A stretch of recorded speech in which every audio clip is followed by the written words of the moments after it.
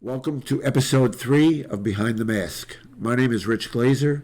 I'm here tonight with John Gallante. John, good to see you. How you doing? It's good to be seen. Good. Woke up today a little under the weather. It's funny you mentioned that. As you know, we were this close to not filming. The production staff urged me, maybe we can film Friday, Saturday. We can put it off. But as you know, in show business, the show must go on. The show must go on. Yeah. So the union would have had a fit. We've postponed this thing one day. yeah, we got to roll. I show up to work. We'll do it under the weather, not feeling great, but we'll roll through it. Okay. I sympathize with you because I've been under the weather myself for the last couple of days. But I thought we were talking about me, but this is our show. I understand.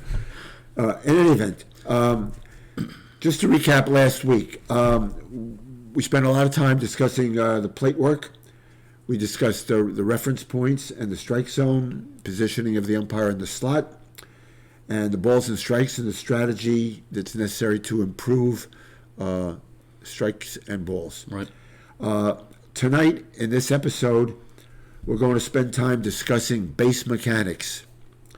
Base mechanics happen to be an area that seem to be overlooked. John, what do you think? Am I correct in that assumption? It's often overlooked. I don't like to speak on behalf of other organizations locally, but it's often overlooked due to the amount of time spent, if any, on plate work. If training is given, it's generally in the plate area. Bases are often severely neglected, and it shows in the performance of amateur umpiring in general. I run into a lot of people who think that the plate umpires have a real difficult job, but I think that it's more difficult to actually be working in the field, in the bases. You're doing a lot of running around out there. You're watching a lot of different situations, whereas a plate umpire, even though he has tremendous responsibility, he's kind of in a stabilized position there behind the plate. Yeah, if you work the bases how someone would without any training, then yeah, it is easier. You stand in place, you look at the play, and you call it out. Right. But if you're working the bases properly in a way that's sort of checking all the boxes of what's required of us as a base umpire at higher levels, it's actually much more difficult than working the plate. The plate you have to rotate out from behind the plate sometimes, but generally it's ball strike, ball strike, ball strike, one decision after the other. Right. Bases, you could be lulled to sleep for 3 innings, and all of a sudden you have what we call a whacker. Yeah. John, what would you say are what are your key topics with respect to base mechanics?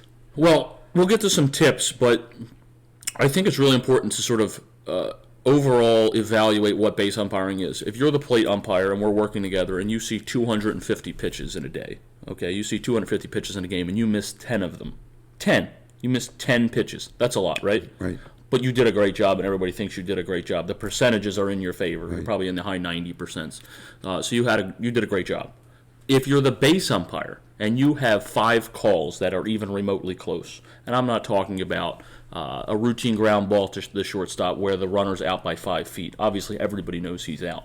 But you may have 5, you may have less. Sometimes you may have 0 of those calls in a game where you have to make a decision, you have to articulate a call, you have to show everybody. To me, I say all the time, you're going to show that you have a pulse, show that you're there, show that you're capable. If you miss one of those, you are the worst umpire anybody at this game has ever seen. Think about the responsibility of the bases. You can't miss a pitch. You can't miss a call. You miss one call, you're the worst they've ever seen. That's number 1. So very big responsibility. Number 2, if you were never trained properly, all right, a lot of these guys think of the bases as a day off. You get your Sunday morning assignments and you have the plate. Okay, I got to work today. If you get next Sunday on the bases, okay, look, John gave me a day off. That's not the way it works. If you're looking at things that way, you probably are not very good. I always say bad umpires think of base gigs as a day off. Yeah. It is very much not the case.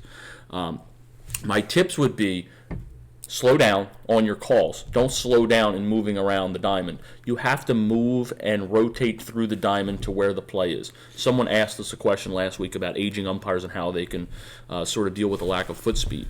It's anticipating where the play is going to be. So runner on second and a ground ball to the shortstop, the play is generally going to be at first base unless otherwise some other cues in the infield let you figure out that it's not. So we're going to have to work our way over to first base as the fielder is fielding the ball, rather than staying in place, keeping our feet still, and not making up any ground to where the play is going. Right. That would be my first tip. My second one would be explain what you see. Okay, the call has to match the play that just happened. If there is a gap in what the play was and what you call,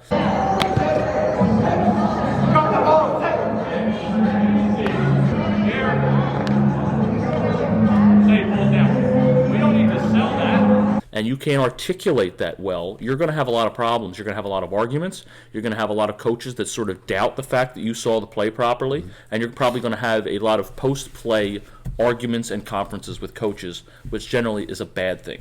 More information is what we need out of base umpires. More information, not less. Okay.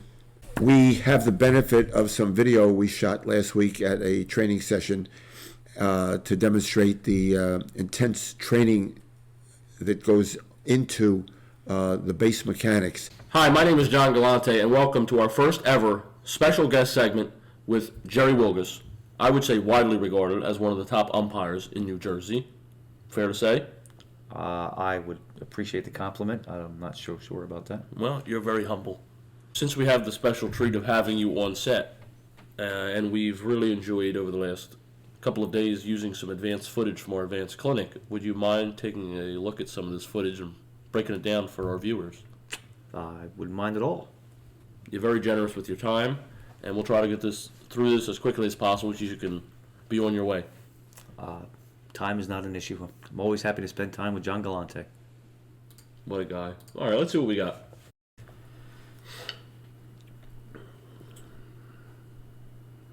Yeah, he beat that one. I think the instructor had it there too. I wonder if the instructor mentioned that That he was safe. that he was safe. I think he signaled that arm's stretched out to the side. I mean, it's hard to correct your biggest fan, But I'm working for the best person on the planet.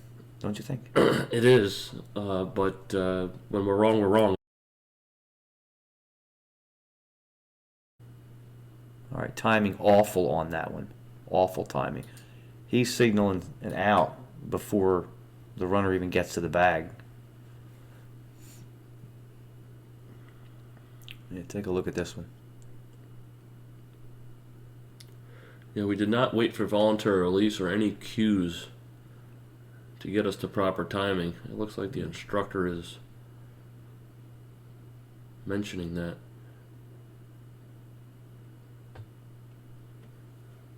Fairly spot on.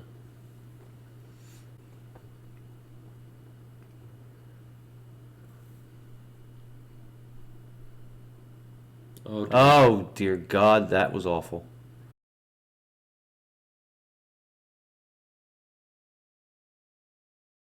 But I think that if you first and foremost looked at that, I think he beat the throw, which would make it the wrong call to begin with. If you can go back there, hold on. Let's. There's something that'll really give you a cue. Yeah, he beat it, but look, there's a real key piece of evidence we're missing here. See that ball on the turf? Oh, yeah. Well, that's before I was so rudely interrupted, I was going to mention that the first wrong thing there is that I believe he was actually safe. But secondly, our timing was so quick, and we, again, are staring down the bag. So what we are not seeing is where is the baseball. And if we're not staring down the bag and we're staying with the baseball, we are going to clearly see the baseball on the ground, and therefore we are not going to call an out in that situation. So once we take in the timing of that play, what you're saying, you take in the timing of that play, and agree or disagree, that was very close. If he caught the ball. Oh, yeah, that's a bang-bang play. If you deem this as the ball beating the runner, you've got to find that baseball before you pop this out call. Absolutely. Right.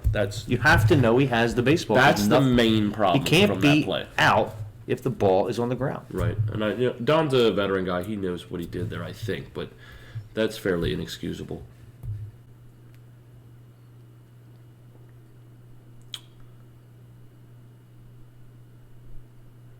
Ay, ay, ay. This is not good. I guarantee you're going to hear something when you do that.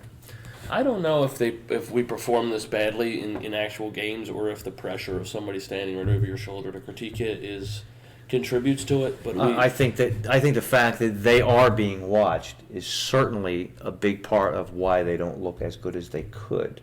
or the fact that we're just flat out missing calls badly. I think that the pressure gets to them, because I honestly believe if you put these four guys in real games, I don't think they would perform this badly. But Yeah, I would agree with that. I think that they're under the microscope. Something you've said before is we know we're always being watched. And, but being watched by spectators, we expect that. But being watched by, John Gallante, or being watched by Jerry Wilgus or Kurt Widener, and we know we're being watched, that is going to play in our head a little bit. I think that's a big part of it, but I also think this goes to show how little, not only training, we talk about how little training associations get, but how even further than that, little base training. If there is training, it's plate work, right? Yeah, and I think that's a mistake by a lot of organizations, because I truly believe that as an umpire, you can influence a game negatively or positively more so on the bases than you can behind the plate. Well, You miss a pitch, you miss 5 pitches, the hitter can adjust to your strike zone if it's not that good. But there's a lot of outs on the bases that if you're not good out there, you really can. I'm going to give you a bad. compliment. I was just about to say that I disagree with you, and then in the sentence after you convinced me that you're right. I appreciate that. You're welcome. Glad I could Let's convince you otherwise. We can get back to the clip. And again, I appreciate your time. I'm always happy to work with you.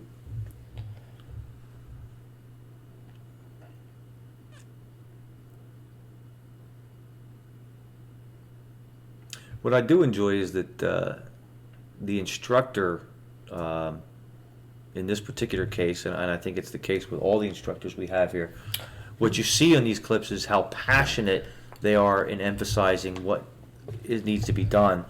And I think that's what helps the umpires of the TSEUA a lot more so than anywhere else, is we really do give a damn that these guys get better, because we understand the importance of getting better.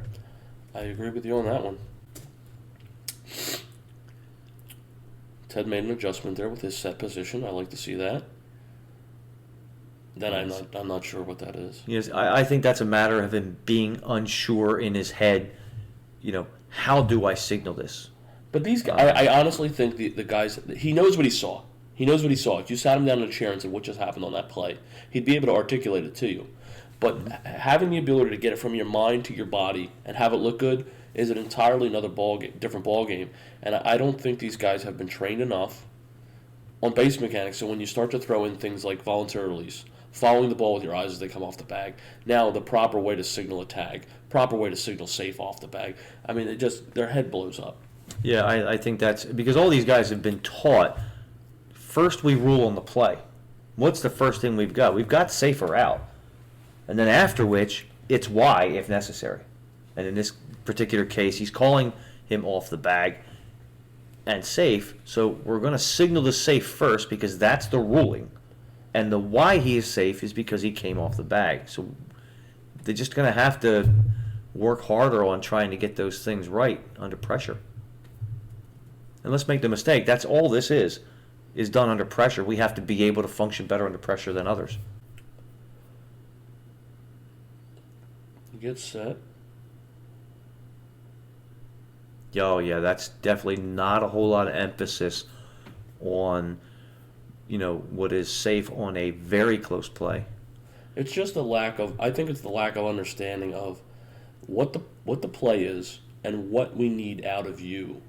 Even set aside off the bag, on the bag, tag, no tag, that how close the play is and what we need out of you. And that's I don't know how well that can be taught. Because, I mean, the only way to teach it is to see each particular out by this much, out by 3 inches, out by 6 inches, out by 1.5 feet, out by 3 feet. I mean, it's got to just, that switch has to flip in your mind when you see it and you know what you need. Yeah, I mean, you can try to teach something like that. Looks like he also injured himself. Yeah, he's hurt. Yeah, he does look like he's favoring that left leg.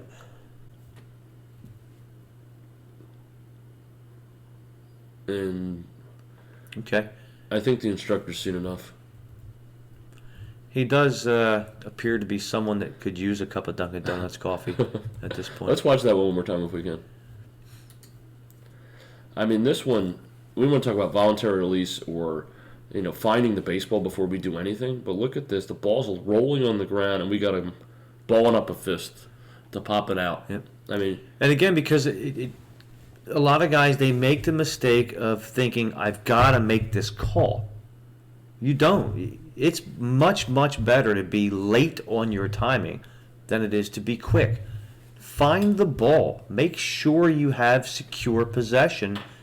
And in this case, the ball rolls 15 feet or further if there wasn't a net there. You don't even have to signal anything when the ball's not caught at all. Everyone can see that you didn't catch the ball. They can see it 15 feet away. You don't have to signal anything. yeah, I think I think a lot of them have not had enough experience working the bases. I don't think they've seen calls like this a ton. If you do 20 base games in a year, how many pulled feet are you going to have? 2, 3, maybe none. Yeah, you may not have a So how much experience do you have calling it, recognizing it, calling it, and looking good doing it? Without the proper training, you're going to be, it's going to be fight or flight, and that's what you see here. Guys are in fight or flight mode, and that's where you see these panicked reactions and the lack of timing. Yeah, but I mean, it's more than just training, though. I mean, we can give you all the training in the world, but now you've actually got to get out there and do it. But the breaking, we're training you, and if you're not showing us that you're going to perform well doing that, then obviously you're not going to be working the games where you can actually get the experience with it as well. So you've got to be able to do it here. And again, we talked about it earlier as far as the pressure of knowing you're being watched. If you want to move to the next level, you have to show us that you can handle that pressure, because that is umpire 101. You're under pressure all the time. If you can handle that right, then you can handle us watching you do it. With that, it's been a real treat to have you on set, and the very generous amount of time you've spent with us, hearing your vast knowledge, your umpiring prowess, certainly in Cumberland County, but in the whole state as well. Hopefully you'll be back again. I certainly would welcome it. Fantastic. We'll be back certainly next week with our next podcast, and in the future with another special guest segment. Jerry, the best in the business. This video is really a great training tool. It gives you, I know how much time you spend reviewing it, and your narration, I should say, is terrific. It really helps explain That I appreciate. each. You break down each play. I mean, it's a great. It has become a great training video. In any event, we're at a point in our program where we want to go to some of the questions that are submitted throughout the week that come in via email, and I have them right here on our laptop. My favorite segment. Question number 1 was submitted by an umpire named John. His question reads, how were you able to secure such high-level instructors for predominantly youth baseball umpire organizations? I think it's a good question. I just don't really agree with the fact that we're primarily a youth baseball umpire organization. That comes with a negative connotation of, little. Not that there's anything negative about Little League, but our highest level baseball is semi-professional baseball, men's league baseball, 18U perfect game, showcase, championship games. I mean, these are the best of the best. Yeah. I just don't want my umpires to get undersold as a bunch of guys doing kids' t-ball games. Right. That's all. But how did we acquire such high-level instructors? I mean, that is a testament to those instructors and how much they care, and also how much we put into the fact that we have to get better. We're never going to be good enough, and perhaps that sort of youth baseball umpire mentality is that we're good enough. We're just out here taking the couple of bucks we're getting for the game and a can of Pepsi and a hot dog, and we're good enough because we're going down to the local Little League to umpire. This is not the case. That was sort of the business model when we started, and I think that's why we've succeeded so much. That's just not the case. We just want to be we want to be better than the level we're umpiring. Right. We don't want to be below it. I know I bring that up all the time at training, but the fact that we have all NCAA guys doing the training, and Sunday morning we had John Harrington, who was behind the plate for the Junior College World Series last year, working with our guys in Cherry Hill. Kurt Widener is NCAA, Jerry Wilgus, NCAA, Chris Lotze, NCAA and former professional umpire. I'm in the NCAA. We don't let just anybody instruct this stuff. So while it was a half compliment, half insult question to me that's the reason. We have good people who are also great instructors and great umpires who want to help us get better and sort of buy into the fact that we want to provide the best umpires possible, and maybe a level of umpire that some of these levels are not used to seeing to the people who want to use our organization. Yeah, I think everybody is buying into the work ethic that you set forth, and I think that's what is currently being shown. Our second question comes in from another umpire. I've worked for a lot of organizations where no matter how good you are, you're still held back by the politics of who you know, how long you've been there, and so it's the same guys getting the coveted games.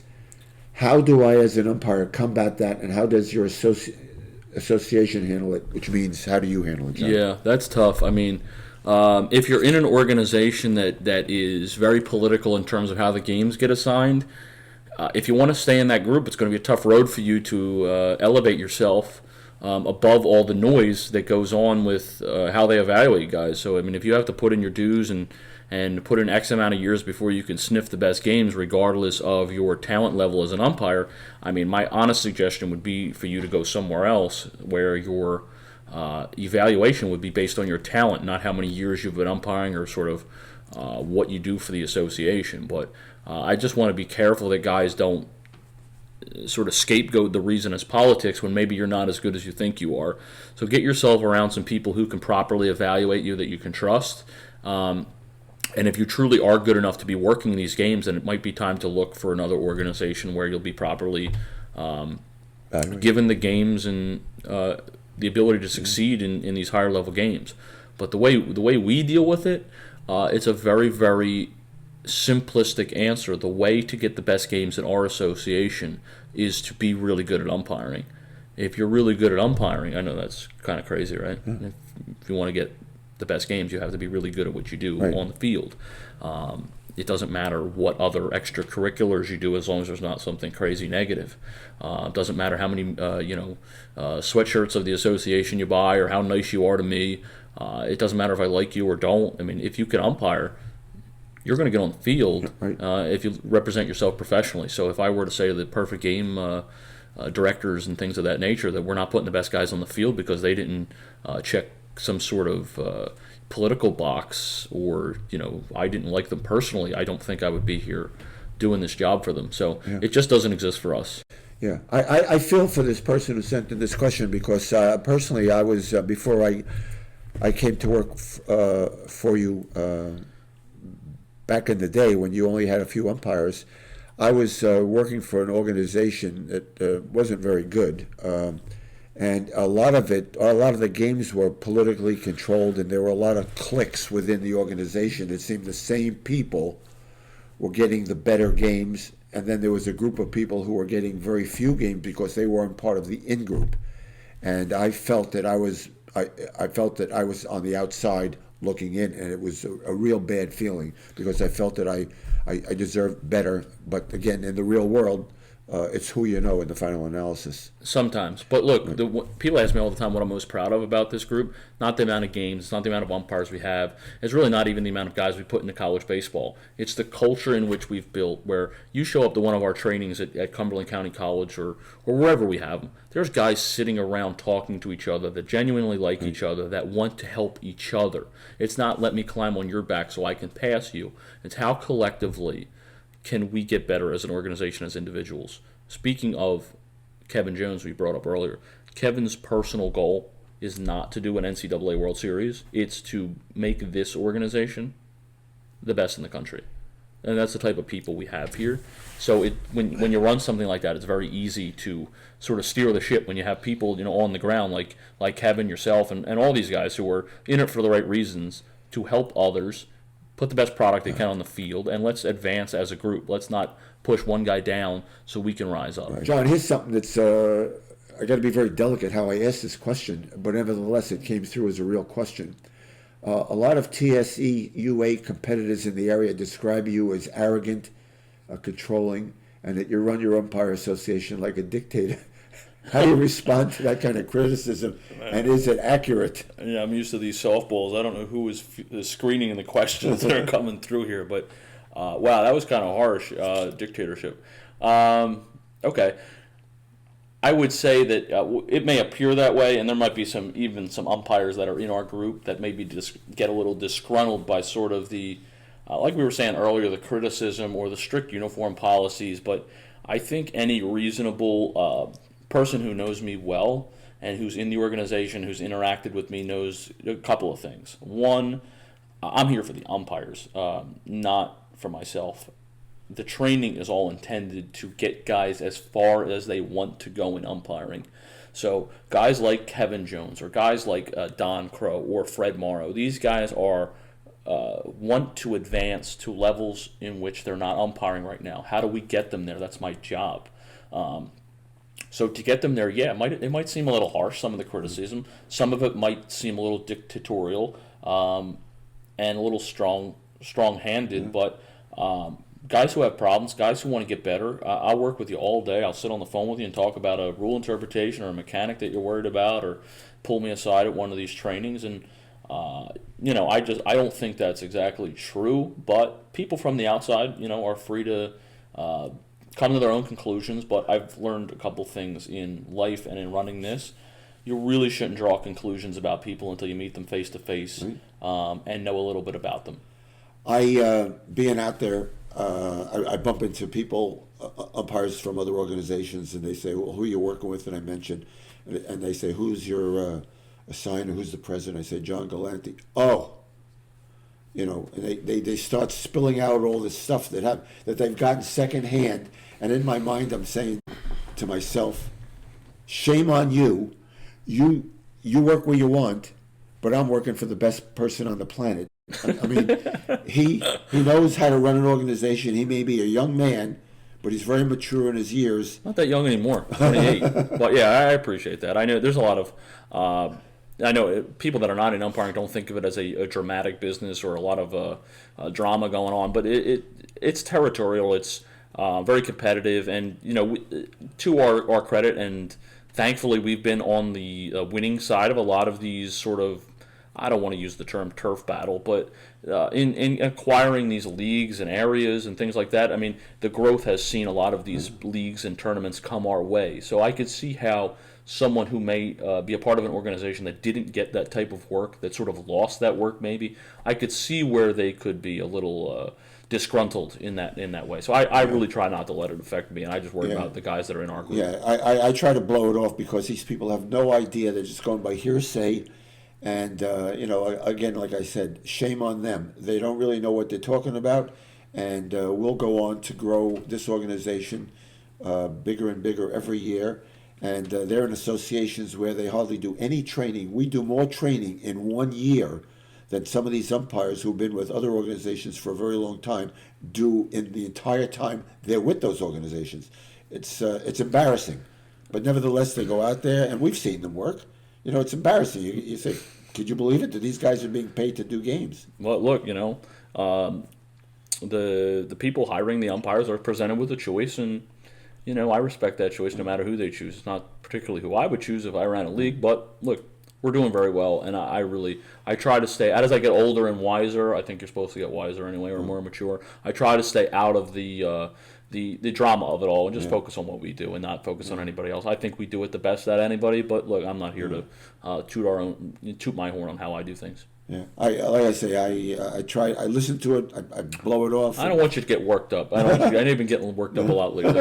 We can move on. I don't want you to get too crazy. But I have a question that I want to submit. I didn't submit it by email. I just made it up on myself. I didn't know that was even allowed. But I guess when you host the show, you can. It's an option. And I want to, ask you. I know what the answer is going to be, but I want you to explain it publicly. Okay.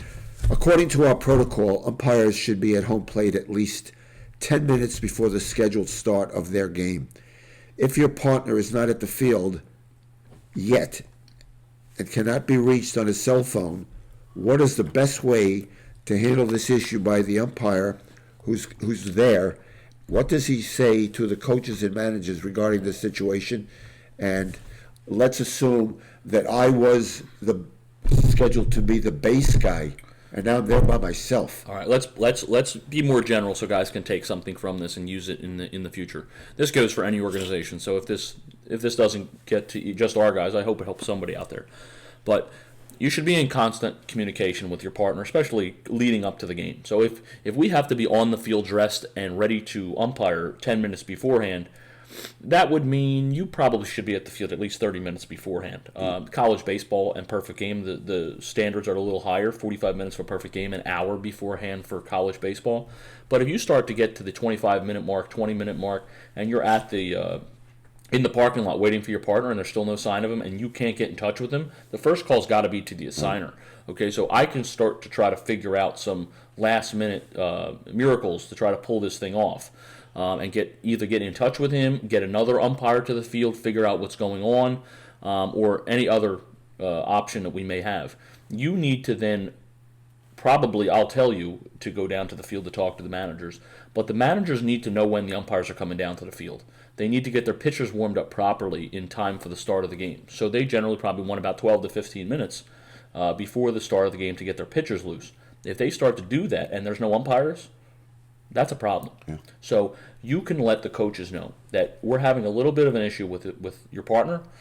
Give them the option of starting without him. And if you were the base guy, obviously you've brought your plate gear because that's required. And you should present them with the option of starting on time with just one umpire behind the plate, or waiting until the assigner can figure out either where this umpire is or get another umpire to the field. So if it's a case of just a guy who's slacking off and blowing off an assignment, that's a disaster. Right. But sometimes there's things where, car accidents, flat tires, phone dies, GPS led them in the wrong direction, had the wrong address. Tons of things can happen. But the way to avoid that is to stay in constant contact and to be proactive. Don't wait until 6 o'clock game time to go down to the field and talk to these guys and let them know a problem exists. We've got to let them know in advance so everybody stays proactive and stays ahead of it. And a coach that finds out 20 minutes for the game that we may start this thing a little late is going to be way more reasonable, way more approachable than a guy that we walk up to at 6:02 and say, you know what, I don't have a partner. Yeah. So I would say stay ahead of it. It's a very nerve-wracking situation to be in. I would agree. Yeah. I'm not a big fan of it as an assigner.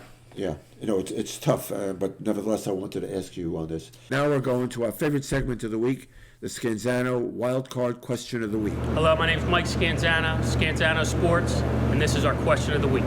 The Scanzano Sports Center is a 40,000 square foot indoor sports facility conveniently located in Cherry Hill, New Jersey. Scanzano Sports is home to Combat Baseball, one of the fastest growing travel baseball programs in the tri-state area. Whether you are looking for specialized instruction, a premier facility to work out in, or to try the brand new pitching laboratory, Scanzano Sports has you covered. To visit them on the web, please visit scanzanosports.com. This week's question, Scanzano Wildcard Question, is as follows. Bases loaded with one out. A fly ball over the center fielder's head bounces and rolls to the fence. The bases are cleared by the double. The batter runner has not yet reached second base by the time the center fielder throws the ball to third base from the outfield fence. The ball gets through the third baseman, where the pitcher is backing up the play. The batter runner has now reached second and is standing on the bag. The pitcher fields the ball, starts to walk toward the mound area, and trips. The ball rolls out of his glove and out of play. Where does the batter runner go at that point? It seems that these Scanzano wildcard sports questions are quite peculiar and are generally always going to end with ejections because this one is no different. So my advice to this umpire, if this were to happen to you, be prepared for the defensive coach to go ballistic. Okay? Now, I'll give you the reasoning behind the ruling. Okay? The ruling is that the batter runner is going to score. That might sound kind of crazy.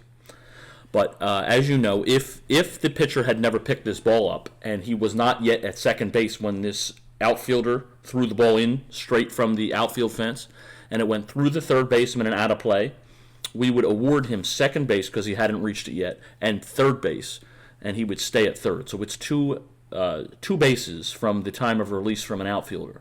The problem with this scenario is, as I understand it, the ball was fielded by the pitcher. So it never went out of play yet. It hasn't went out of play yet. The pitcher picks the ball up. When he picks the ball up, the batter runner is on second base, Yes, correct? yes. He trips and falls, Yes. or trips and drops the ball, and the ball rolls out of play. Right? Two bases from the time of release is what? Third and home. He's going to score, and the defensive coach is going to come out like his hair's on fire and just be ready. Be ready to go. That's another good question, though. Yeah. That's why we call it the wild card question of the week. These things are really wacky. They're wacky. Keep them coming. This wraps up another episode of Behind the Mask. Thanks for watching. We'll see you next week. Times are changing. Do you believe that you can walk on water? Me and Kurt show up. Like to events like you guys are fucking terrible. Oh, I did that one. What? Look at the sky, see a dying star.